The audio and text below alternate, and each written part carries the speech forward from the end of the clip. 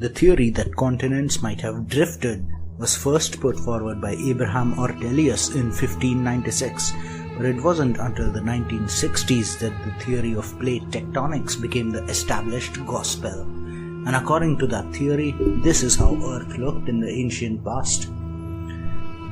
But as Herndon says, try to answer the question, what's wrong with plate tectonics theory, and you begin to get down to the basics of real science. I propose an alternate theory. The idea of Tethys Sea may be as absurd as the idea of continental drift. Long ago, all water was fresh water and Earth looked green rather than blue, and the expansion of salt water across the surface of the Earth is a relatively recent phenomenon. Something like this is how the Earth looked long ago. There was no salt water, only land and fresh water. As proof of this theory, I cite 1. The rapid destruction of the Aral Lake shows how quickly freshwater bodies can be destroyed by those who interrupt the water cycle. Number 2. The legend of the Saraswati River lost into the desert and the similar dryness of various modern rivers. Number 3. The fact that the Grand Canyon once had a massive river running through it. The main evidence to support plate tectonics and Pangaea theory is the fact that opposing margins of continents appear to fit together in certain ways, but this can also be alternately explained as a result of an erosive, gradually widening salty river. Obviously, the banks of this salty river will have been parallel to each other at every point, and as these salty rivers became pervasive, they became the saltwater oceans. And the remnants of the momentum of these rivers of salt are the ocean currents of today. A glaring weakness in the Pangaea and plate tectonics gospel is the idea that total land area and total ocean area have been constant throughout time. But this disagrees with the observation of seawater encroachment, submergence of parts of the land because of rising sea level, like the necessity of land reclamation in places like the Netherlands. Another weakness in the gospel theory is the presence of creatures like sloths, which can swim but are helpless on the land. This suggests that small freshwater bodies and forests went hand in glove in the past, and if you consider the presence of a functional water cycle, it supports the alternate theory. The fatal flaw in the gospel theory is the findings of coal under the seabed, like the 23 trillion tons of coal found buried under the North Sea. In mythology, there's a concept of the male and female waters. Oceanus was believed by the ancients to be the divine personification of the sea, which was seen as an enormous river encircling the world. His consort Tethys was associated with the lakes and rivers, or freshwater. This actually refers to a war between freshwater and saltwater, which results from the quantitative consumption and reproduction style of zombiform creatures, which seems to cause the production of salt water. The Paleocene epoch lasted from 66 million to 56 million years ago. In this time, the jungles reached the poles. But by the late Eocene, which is almost 35 million years ago, we see seasons, the expansion of savanna-like areas, and the evolution of deserts, as well as grass, which seems to be the forest's desperate counter against desertification. The Oligocene epoch from 33.9 million to 23 million years ago featured the expansion of grass. In the Miocene epoch from 23 to 5 million years ago, grass spread further, dominating a large portion of the world at the expense of forests. Meanwhile, the sea became less like a watery desert and more hospitable to life. There evolved in the shallow oceans underwater forests of kelp, which are known for their high growth rates.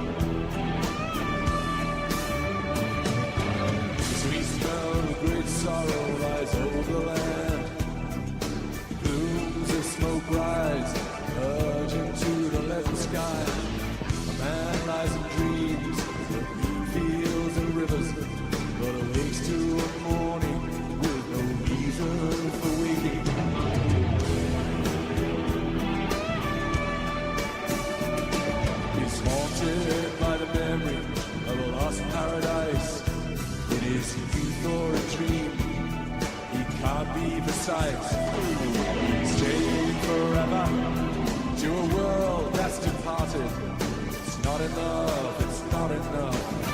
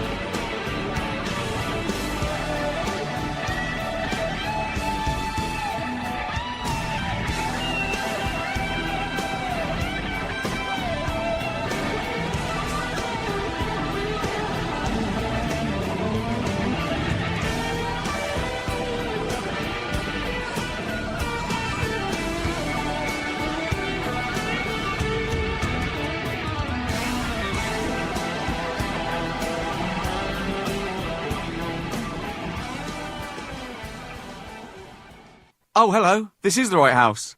That's good, then. What the hell? It's me, Billy. Billy Finn. Just wanted to take you up on your nice offer from earlier. What? I don't... What offer? You know. The bit about if there's ever anything I can do. So, yeah. Oh. Yeah, thought I might make a go of it on land. So anything you can ever do, here I am. Thank you. Squid pro quo.